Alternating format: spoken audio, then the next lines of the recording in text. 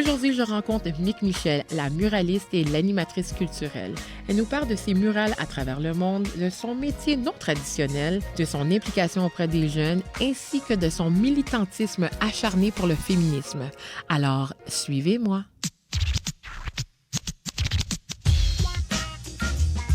En maternelle, c'était sur mon formulaire, de comme rendement, là, whatever, quand t'es jeune, qui disait Dominique parle trop et elle peint ses murs.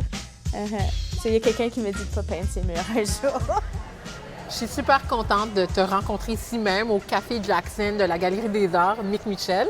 Merci. Moi, je suis contente d'être ici, quoi, juste de chiller à la nouvelle galerie. Là. Oui, à la nouvelle galerie que tu as eu la chance de travailler ici avant sa belle rénovation. Quand je venais juste de déménager à Ottawa, j'étais vraiment choyée. J'étais entourée de plein de femmes fortes qui sont venues me recruter pour soit faire des camps d'été, pour le bal de neige. Ça m'a aidé de trouver un peu l'aspect business et comment aussi m'exprimer pour avoir des murs. Juste de dire à quelqu'un comme « Hey, poste-moi ton mur, I swear I got this ». Ça fonctionne pas de même. Oui, mais non, ça fonctionne pas de même. Effectivement. Mais j'ai oublié de mettre en contexte que tu es une muraliste, une graffiteuse. En tout cas, tu utilises les murailles ou les murales. Les murales. Moi, je construis pas les murs de Chine. Moi, je fais une peinture ces murs, je les construis pas. Oui, mais les murales. Yeah! Parce qu'il y a une grande différence. Oui. Explique à tout le monde, c'est quoi la différence entre une muraille et une murale? C'est cute parce qu'il y a souvent des gens qui vont juste le dire un peu différemment, mais c'est huge la différence. Une muraille, c'est quand tu le construis, soit pour faire comme le contour d'une ferme, n'importe quoi. C'est quand tu construis vraiment... Un enclos, comme. Oui, comme tu vois, le mur de Chine, le mur en Écosse, je sais pas son nom, là, le Highland Wall, whatever. La murale, c'est vraiment de mettre l'art sur le mur puis d'incorporer l'espace. Ouais. Puis c'est ça que tu fais. Oui. Tu décores le visage, tu donnes un nouveau visage urbain à Ottawa. Puis je pense que qu'est-ce que j'aime chez toi, c'est que non seulement tu le fais en tant que femme, mais tu ajoutes la touche féminine. Puis je pense que ta plus grande œuvre qui est soulignée souvent, c'est celle Mosaïque qui est à Vanier. Parce que c'est une femme, c'est un phoque, puis c'est une narval, hein, n'est-ce pas? Ça a été tellement un cool processus. Puis aussi pour dire, être femme artiste dans le monde du graffiti, c'est... Pas évident. Non, c'est pas évident. On n'est pas majoritaire, c'est sûr. Mais quand tu es entourée comme des artistes comme Kalkadana Sefa, qui sait comment soulever, ça l'aide beaucoup. Puis il était capable, comme tu peux voir dans cette murale-là, bien de me contourner puis d'aider. On était 3 dans cette murale-là, dans le fond. Il y avait Marcus aussi, Cluster, un kid de la région, de Vanier, de 12 ans. Wow. Il est génial. Il était là chaque jour. Il nous apportait des croquis différents de la murale que Mac lui voyait. Puis après un bout, il fallait lui donner une canne, là, comme... Puis il n'a pas arrêté. Puis il a même été à l'autre mur en entour. La murale de Vanier-Biaé, l'imagination, avec Poutine, puis il a contribué ça aussi, puis je pense qu'il n'a pas lâché la canne depuis là. Puis toi, tu n'as pas lâché la canne, mais c'est quand que tu as eu ce déclic que cette canne-là s'est faite pour toi comme artiste? C'est ça, c'est weird, comme habituellement, tu sais, des gens, c'est « Ah, j'étais artiste toute ma vie, puis j'ai trouvé la canne. » Après, ou ça juste, je voulais les faire plus gros, mes dessins. Moi, ça n'a pas du tout été de même. Moi, je voulais être bouchée. Je voulais littéralement mettre le bacon sur la table. Je viens du nord de l'Ontario. Tout le monde chasse dans ma famille. J'étais comme, yeah! Tu sais, c'est comme ça que tu peux rester avec ta famille. Mais il y a beaucoup de choses qui se passaient que je n'étais pas OK avec, puis j'arrivais pas à trouver les mots. Quand j'ai pu m'exprimer, ça sonne comme Jean-Claude Van Damme puis Arnold ensemble. Mais comme... Une grosse guerre. Regarde, mais sans faire les splits à laveuse, là. Je m'ai faufilée en France, assez un peu de suivre les sciences politiques. T'as quitté Fields en Ontario. Fields à Paris, c'est un choc culturel, en tout cas. Hein? Oui, parce que c'est un petit village, puis Paris, c'est 10 fois plus gros que n'importe quelle ville. T'aurais dû me voir à town pour ouvrir les portes de métro. J'étais comme ça, se faire automatique, right? Mais il y a un gars à côté de moi que je suis allée peser puis j'étais comme yo, je serai ici pour longtemps. Là. Wow. Mais c'est là que tu as été épuisé toute ta connaissance C'était à Strasbourg. J'avais pas de connaissance. Puis ça, j'avais un peu choyé parce que j'ai pas overthinké plein de choses. C'était juste fallait le faire. J'étais au Parlement européen à Strasbourg. Puis on était en train de sensibiliser les gens au génocide qui se passait en Tchétchénie, qui se passe toujours en Tchétchénie. Ouais. Le montant de gens qui sont déplacés. Puis arrivé au Parlement européen, ben les pancartes sont comme en 27 différentes langues. Wow. On comprenait pas les messages. Là, il y en avait une, c'était un caractère de graph. J'étais comme, oh my God, on comprend tout. Comme, Parce que le dessin exprimait Exactement. dans n'importe quelle langue. Exactement. Tu n'as pas besoin de lire ou écrire. Tu n'as pas besoin d'être stock sur une langue. Tu savais exactement pourquoi qu'on était là. C'est un langage universel, tes dessins. Exactement. Puis c'était une façon claire, nette et précise à montrer, qui est exactement pour moi le graph, de communiquer quelque chose dans un milieu public qui est là pour vraiment,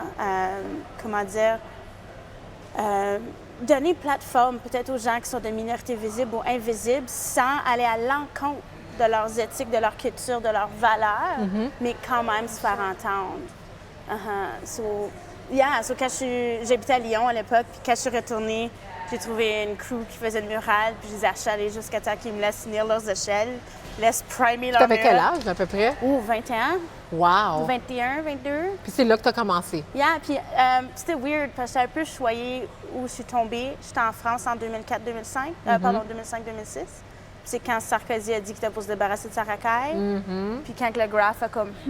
A pris un autre tournant. Absolument. Puis si tu regardes les nouvelles ou les papiers, n'importe quand l'humanité, il y a un manque d'humanité, hip-hop is number one, comme... Kendrick Lamar, Pulitzer Prize l'année passée. Qu'est-ce que ça te dit? Yeah. Puis ça veut dire que tu es très inspiré du hip-hop. Puis le graffiti fait partie des éléments du hip-hop. Absolument, yeah. Et puis une fois que tu as trouvé ce désir de t'exprimer, quand tu as quitté Paris, tu t'es installé à Ottawa. Oui, j'ai fait Lyon, Paris un peu. Puis là, je suis arrivée à Ottawa, puis j'étais encore comme Arnold. Puis la gang de House of Paint m'ont trouvé, puis ont su comme... Ils t'ont trouvé comment? Et vraiment, là, sur la rue, là, comme en train de peinturer, juste un peu comme « Oh, you do graph », puis j'étais comme « Yeah, and... C'est chip on the shoulder, là. Un peu d'attitude, Mais trop de sass, là, pour mon propre bien. Puis, ils m'ont introduit au festival. Puis là, j'étais comme, un mur légal, what? Qui est un grand festival à Ottawa, qui célèbre la culture hip-hop. Puis qui soulève la culture hip-hop. C'est ça qu'est-ce que je trouve de génial, qui est vraiment là, comme à la base de pourquoi que le hip-hop existait. Parce que je trouve, de temps en temps, on oublie, même dans le monde de graffiti. C'est correct, comme tout le monde a le droit de vivre leur graffiti de la façon qu'ils vivent, c'est pour ça que c'est là. Ouais. Il y en a qui ont besoin de s'exprimer, puis de temps en temps, j'oublie ça, que c'est correct juste pour ton propre bien-être. Ça n'a pas besoin de toujours comme flipper le gouvernement à chaque mural que tu fais. Là. On peut voir que tu es très politisé, puis que tu utilises ça comme une voix pour les gens qui n'ont pas de voix. C'est ça qu'est-ce que j'ai toujours peur. Si j'ai peur, je veux vraiment pas parler pour d'autres mondes, mais je veux juste passer la canne comme outil pour comme passer le micro. Parce que je trouve que c'est quand on prend le micro des autres et on parle pour eux que toutes les grosses erreurs en histoire ont arrivé. Juste comme le terme Esquimau.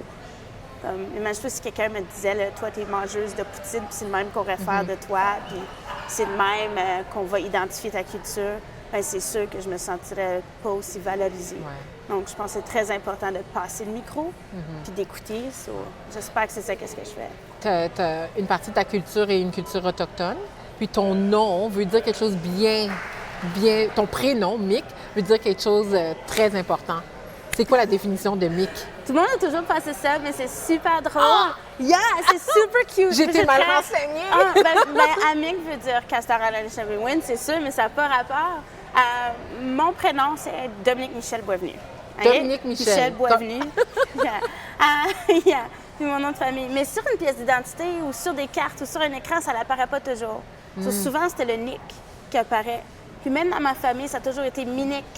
On m'a jamais appelé Dominique. Puis là, quand un journaliste qui est venu me demander c'est quoi ton nom graph, ma petite cousine était comme, ben c'est Mick, là, comme, Azir, tu sais pas ça.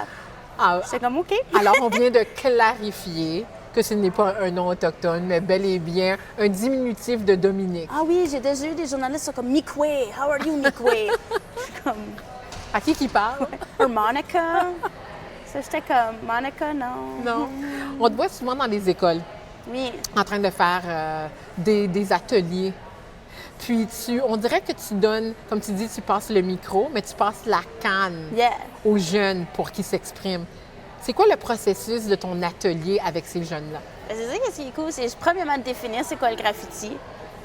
C'est super cool parce que je rentre, je suis comme, c'est quoi la première chose que tu penses à? C'est comme gangster, vandalisme. Oui, la perception négative qu'on a du graffiti. Yeah, c'est drôle parce que vos enseignants ont emporté un gangster criminel dans votre classe. Ils sont là, puis, maybe not, peut-être que pas. Non. Puis c'est là ce qu'on parle de, comme vous voyez, beaucoup de stéréotypes. Est-ce que vous en vivez? OK, mais là, on est en train de pointer à la canne. On n'est pas en train de pointer entre collègues de classe. Puis quand on entend qu'est-ce que nos collègues subissent, on a envie de vouloir aider, de plus comprendre puis d'écouter, versus de juste faire comme « Yo, tu viens de m'accuser, blablabla, comme t'es né d'entendre white privilege. » Alors, la canette est comme la voix des jeunes, mais exprimée en dessin. C'est juste un outil qu'on utilise pour passer à cause qu'elle vit tellement de stéréotypes elle-même. Comme il y a tellement de gens au pouvoir qui ont peur de la canne, qui ont même commencé à utiliser des titres like street art puis urban art parce qu'on voulait pas dire graffiti. Effectivement. Je pourrais dire que j'ai vu dans les derniers 10 ans un gros changement dans les villes qui incorporent le graffiti dans leur art moderne, dans l'urbanisation d'une ville comme Ottawa et même Gatineau. Pour toi, ça doit être une joie pour toi parce que non seulement ça devient un emploi garanti, mais aussi tu vois que la perception change, n'est-ce pas? Oui, puis moi, l'emploi d'emploi garanti, moi, si je pourrais, je retournerais d'être bouchée, je me kickerais les pattes des jambes, puis je prendrais un billet, puis je serais comme « Yeah, je suis good ». Mais je pense que ça démontre beaucoup de notre culture, de notre prochaine... Puis pourquoi je suis des écoles, là. J'ai hâte de voir la gang qui s'en vient. Ils l'ont la recette. Ils veulent plus de discrimination. Ils vont plus allouer les préjugés. Tout ce qu'on est en train de voir de l'autre côté, puis ce qui se passe ici, qu'on est en train de vivre en ce moment, les inégalités, je suis certaine qu'ils ont la recette, puis ils vont l'abolir, ça. So, j'ai hâte de voir qu'est-ce qui va arriver, puis juste comme squasher ça, là. J'ai vraiment hâte. Ben, c'est le fun. On parle de la nouvelle génération. On va parler de qu'est-ce que cette génération est en train de faire avec les emojis. Puis on va faire un petit quiz que j'espère que tu te prêtes au jeu après la pause. Oui.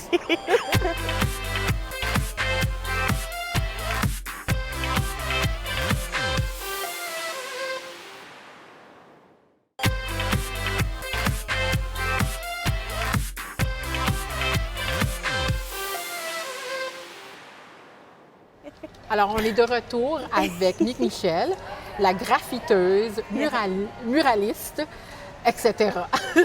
Comme je t'ai dit, on allait jouer un petit jeu d'emoji.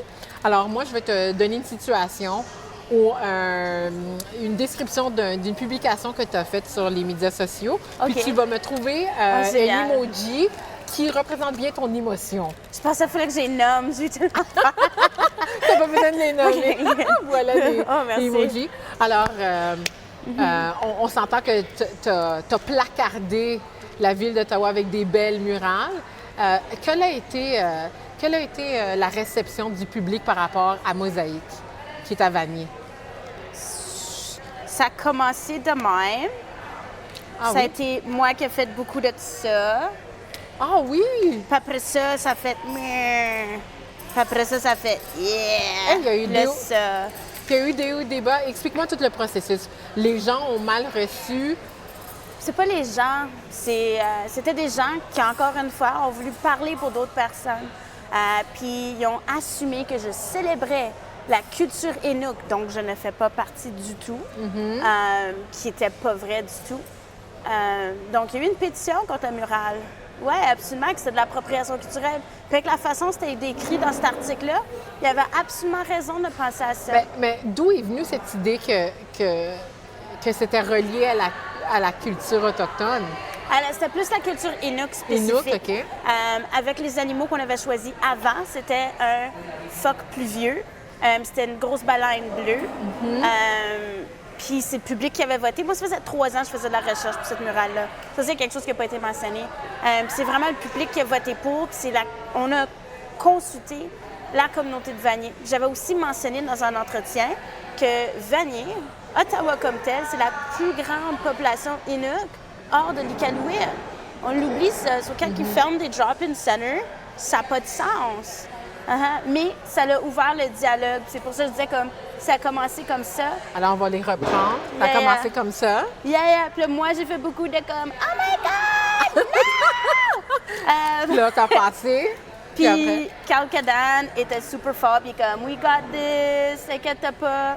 Puis si j'aurais juste laissé la communauté me défendre, puis dire non, il y a des consultations, whatever, et pas en train de faire ça, on n'aurait pas eu le dialogue qu'on a eu de c'est quoi de l'appropriation culturelle. Puis on a terminé avec 100 Oh yeah! Puis là, il y a eu plein de gens qui sont venus partager leurs histoires. Puis il y avait raison, le phoque plus vieux, on avait un bébé phoque en premier. Ça leur a nourri le stéréotype que Ellen en a beaucoup dit, là, comme comment que la culture... Ouais, puis c'était pas vrai. So, là, on a pu faire des changements. J'ai pu entendre plein d'histoires de comment, comme c'est vraiment le Norval, comme Marcus, sa bouffe préférée, quand il habitait, il allait à l'école francophone des Trois-Soleils. Oui. Puis lui, quand à part, c'est le Norval qu'il aimait manger. Wow. So, on avait tout primé, puis on a tout changé. So là, je te dire, là... 100 Ouais, désolée, je les ai tout usés. Ah, mais c'est bon parce que ça fait toute une... On a toute une histoire. Yeah! Puis, qu'est-ce que j'aime, c'est que vraiment, ton art donne une voix à plusieurs personnes de s'exprimer parce qu'il y a eu une consultation publique, il y a eu une rétroaction, puis il y a eu une adaptation du visuel. Du recul, il faut prendre du recul. Puis de temps en temps, c'est pas ma place de parler quoi que ce soit, puis de laisser, puis faire des changements. Parce que la murale, oui, est là, mais le plus important, c'est le dialogue qui se passe alentour. Okay. J'espère que ce dialogue continue puis que les gens réalisent que, yeah. OK. Deuxième question. C'est quoi ton processus créatif dans ta tête, là? C'est quoi les emojis qui décrivent ton processus? Et tu peux en utiliser plusieurs comme tu as fait. Ouais, je veux les voir. Sharpie, moi, honnêtement, là, c'est... Puis il y a beaucoup de gens qui sont comme, OK, t'as-tu un croquis? Non. Je veux savoir si c'est OK, on va vraiment se défouler le brain. C'est quoi le graffiti? On définit qu'est-ce qu'on fait. Après ça, qu'est-ce que vous voulez que la gang qui voit le mur retienne? On commence de là. OK. C'est quoi ton intention? C'est quoi ton message? Puis après ça, c'est ça. Une fois qu'on a tout ça, trouve des objets qui décrivent ça. Parce que t'es stuck sur un butterfly puis tu veux spoon-feeder, non, ça n'a pas de valeur, ça n'a pas de vie. Ça va pas. Pour certains gens, sûr, c'est ça que tu as besoin. C'est ton intention, c'est juste de faire rire le monde. Comme Maya Hayek, une femme forte en graffiti, qui fait plein de belles couleurs. De temps en temps, on a qu'est-ce qu'on appelle les lundis matins, là. On a juste besoin d'avoir de la couleur pour nous faire sourire. Ça, c'est cool. Ouais. Mais aussi... Mais tu n'as quand même pas choisi un emoji qui Moi, résume. je dis, là, si tu regardes à mes participants, là, on est tous assis en cercle, là, je pense que tu en aurais un de chaque, là. T'as le participant qui est bon en art, qui est comme « je vais juste faire qu'est-ce que je suis bon à faire ». So, comme, faut qu'il y ait des gros roller coasters. T'as le kid qui est juste excité qui veut juste une canne. Ça, c'est probablement moi. Pourquoi tu pleures? Pourquoi tu... Ils sont trop cool, ils sont trop amusing, les kids. Ça, c'est l'enseignant qui est comme « t'es en train d'aller à l'encontre de tout ce que j'ai enseigné ce semestre ». Mais le résultat, là, c'est toujours le même. Ah, super. Parce que comment valoriser un kid d'autre de dire « je te fais confiance avec les murs de ton école, vas-y, peins dessus ». Puis là, tu crées un sanctuary, là. Tu crées un endroit où le kid peut faire comme « ici, je peux me sentir à l'aise, je peux m'épanouir ». Si ça va pas bien tout partout dans le monde, je sais qu'ici, je suis cool. So, yeah. Est-ce que tu trouves qu'il y a une résistance des professeurs des fois parce que tu vas dans plusieurs écoles? Ça dépend. Comme j'ai eu des super beaux moments comme à Hawkesbury, donc ils m'ont acheté un livre de souvenirs, puis c'est eux qui m'ont fait guérir. Je pense qu'ils m'ont fait vivre plus que qu'est-ce que je les ai fait vivre. Puis ils ont tagué tout à l'intérieur du livre plein de citations, des choses qu'on a parlé de la semaine. Versus d'autres écoles que c'est comme ceci se passe. On est en train de le vivre. Des écoles me disent quand je rentre dans l'école, il n'y a personne qui s'identifie ici. Il n'y a personne qui a besoin d'entendre au sujet de l'appropriation culturelle. Puis 2 secondes dans l'atelier, il est comme actually, moi, je suis niche. Moi, je suis niche. Moi, je vis beaucoup de ça. Je suis tannée que vous m'appelez un Indien. Puis quand on parle d'appropriation culturelle, c'est quoi ta définition? Parce que plusieurs personnes peuvent écouter puis se dire, avoir une définition différente de qu'est-ce que moi je pense. Mais c'est quoi ta définition de l'appropriation culturelle? C'est de se donner, de se permettre de profiter de la culture qui te n'appartient pas. Puis quand tu fais ça, je sais qu'en premier, c'est comme, ouais, c'est juste de l'art. On est juste en train de faire une activité pour connaître Norval Morceau. Mais tu es en train de te donner permission de dire que toi, tu vaux moins. Je peux parler pour toi. Ouais. Puis là, ça commence à aller de plus haut en plus haut. On a parlé pour eux. Mais là, on peut commencer avec des termes négatifs pour les décrire. Puis là, c'est ça qu'est-ce qui fait la chaîne, le domino effect jusqu'à la violence. Puis c'est pour ça qu'on se retrouve, comme je demande beaucoup aux participants, trouves-tu qu'on parle plus le métier nuit Premières Nations, les écoles, oui, mais pourquoi? Ben, il y a une crise qui se passe en ce moment. OK? Nos communautés, nos voisins, nos amis, nos familles sont en danger à cause qu'on s'est donné trop de permission. Puis ça se passe pas juste On là. parle pour eux. Toujours. C'est comme toute minorité visible ou invisible. Il faut arrêter de parler pour eux. Puis il faut vraiment céder la place puis écouter. Céder la parole. Céder la parole, c'est absolument. Passe le micro, quoi. Je suis tellement d'accord avec toi. Puis, comment tu vois l'avenir des femmes en graffiti en utilisant un emoji? Un emoji, par exemple. Oh my God! Sais-tu quoi? Yeah, it's all about the sass. Pour quelqu'un qui porte des heels et des fake zones quand je peinture, là, je veux dire, ça va être solidarité, mais solidarité parmi tous les artistes. Qu'on arrête de dire, oh, yeah, check qu'est-ce qu'il a fait. Mais aussi de s'assurer de la qualité de ce qu'on met dehors, mais aussi de garder responsables ceux qui organisent, puis les commissaires de festivals, les commissaires dans des galeries. Sois pas lâche puis juste checker qui a plus de followers sur Instagram. Fouille et vois qui dit quoi. Quelle conversation qui se passe. Fouillez voir c'est qui vos artistes. Plus loin. La publication, l'image le qui est vécue. mandat est plus important que la murale. N'importe qui est capable de peinturer un beau oiseau, là. Ah, pas moi. Ah, toi, fais attention. Check Keith Haring. Keith Haring, ouais. Tout le monde sont comme, oh, je suis pas capable de dessiner, je suis capable de faire des bonhommes allumettes. Il en a fait pendant 6 ans de temps, puis il a adressé l'épidémie de sida à New York en 82. Puis ça a été le symbole quasiment. Ça l'est encore aujourd'hui. C'est vrai. The Boys and Girls Foundation, il y a combien de fondations que ça? Puis on sait clair, net et précis qu'est-ce qu'il veut dire. C'est ça, c'est... Who cares si t'es pas capable de dessiner? Si t'as quelque chose à dire, là, ça va sortir. Moi, qu'est-ce que j'aime chez toi aussi, c'est que tu utilises ton corps pour passer un message, puis on voit tes tatous. Tu es non seulement coloré avec tes lunettes, ton style, puis j'adore ça, ça te donne une vie, et ça te différencie, tu es vraiment unique, mais est-ce que c'est toi qui as fait les croquis de tes tatous? Non. La question qui tue. Non, j'adore parce que c'est un partage. Il y a beaucoup d'artistes qui ont commencé à faire du tatou ou beaucoup de gens, c'est leur tatou, leur style d'art qui communique quelque chose de très fort. Comme Kelly Seaver d'Ottawa qui a tellement un style féminin. C'est cool. Très féministe en plus. Peux-tu le montrer? Ah oui, Frida! Ah, Frida, c'est vrai? Oui. Puis Kelly, c'est ça qu'est-ce qui est cool. Elle a un style tellement féminin dans quelque chose qu'habituellement, c'est comme des tatous, c'est des gens qui vont être dans les prisons. Non, pas du tout. Ça peut être élégant, ça peut être beau, ça peut être classique, ça l'est. Oui. Puis là, ça, c'est quoi ça? Ça, c'est plus mes outils d'animation parce que c'est pas tout le temps que j'ai accès à de l'Internet. Sauf quand on parle d'exploiter, de se faire exploiter par notre culture, de qui qu'on est, t'as Jean-Michel Basquiat, t'as Keith Haring. Puis quand tu dis les noms, c'est les noms des artistes qui ont développé. Oui, Jean-Michel Basquiat, haïtien, quoi, à New York, sans abri toute sa vie. Les gens l'ont exploité, puis à la fin de sa carrière, il les a dénoncés. Voici comment vous me voyez. Il a fait un autoportrait que c'était juste noir avec les yeux blancs. C'est comme ça que vous me voyez. Vous n'avez aucune idée qui je suis. Puis il avait raison. Alors, quand tu vas voir les étudiants, tu leur montres tes mains? C'est des rappels, comme si j'ai accès à un projecteur, on va regarder des images, on va discuter c'est quoi l'intention de l'artiste. Comme par exemple Keith Haring, la murale qu'il a faite à Harlem, The Crack is Whack. Pourquoi il ne l'a pas fait dans une galerie? Qui avait besoin de l'entendre?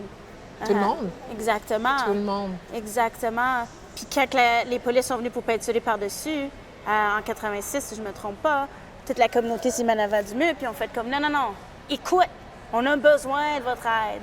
Tu me donnes un cours d'histoire du graffiti, puis c'est le fun parce que j'ai vu, tu sais, des fois, on passe devant une œuvre d'art, mais on ne connaît pas l'histoire derrière, comme un peu les publications sur les médias sociaux. Qu'est-ce que tu voudrais que les gens retiennent de tes plateformes sociales puis de ton art qui est partout? Oser, juste oser comme vous-même communiquer, dire qu'est-ce que tu as à dire pour que tu peux vivre à pleinement respecter, mais en même temps, checker les murales, check le dialogue que ça veut emporter. Pas les miennes, mais comme tout le monde. Oui, les miennes aussi, si vous voulez, là. Mais tout ce qui se passe en art dans un milieu public, il y a une raison que c'est dans le public. C'est pour te faire parler. Qu'est-ce qui s'est passé là? T'sais, pourquoi est-ce qu'on a mis cette œuvre-là? Puis juste s'assurer que ça ne se reproduit pas ou de s'écouter, puis peut-être passer le message. Passer le message. Yeah. Tu vas dans les écoles, puis aussi tu fais des camps. Puis moi, j'ai su à propos d'un de tes camps qui est à guillemets fermé, là, qui est complet. Est-ce que tu vas faire des camps, pas seulement pour les jeunes, mais pour les adultes? moi, un gros problème que j'ai, c'est quand j'ai mon calendrier, là, même s'il y a des lignes, j'essaie d'en rajouter, là, mais ça te Que laisse 24 heures. Ouais, 24 heures. Même si j'étais à Moncton puis l'autre c'est à Ottawa, je suis capable de faire les deux, right? Non, si je peux, je le ferais absolument. Là, en ce moment, l'été, c'est tough. Mais juste pour dire aussi, comme les stéréotypes commencent à être brisés, il y a de la spray paint qui existe à base d'eau que tu peux utiliser pour à l'intérieur. Oh, wow. Oui, Montana, ils en font. C'est ça, qu'est-ce qui est cool. Vous n'avez pas besoin de moi pour en faire. C'est juste avoir quelque chose à dire puis trouver une façon de communiquer. Si c'est pas à la main libre, fais des pochoirs. C'est vrai. Yeah, tu peux écrire aussi. Tu sais, oui, moi, je préfère pas déterminer la langue, mais aussi peut-être, si toi, ton message, c'est de démontrer qu'il y a une grande présence francophone dans ta communauté, pourquoi pas mettre des gros mots français? De faire ce mot-là, devenir plus sensibiliser les gens, ils le connaissent. Oh, yeah, fier d'être ça, là. Mick, ça a été un plaisir de te rencontrer. On a eu un cours d'histoire sur l'art, sur les murales. Puis on va continuer à te suivre sur tes plateformes sociales, puis aussi à te suivre ta grande carrière, parce que tu n'es pas seulement une personne connue de notre région, de la capitale nationale, mais partout à travers le monde. Merci. Merci à toi.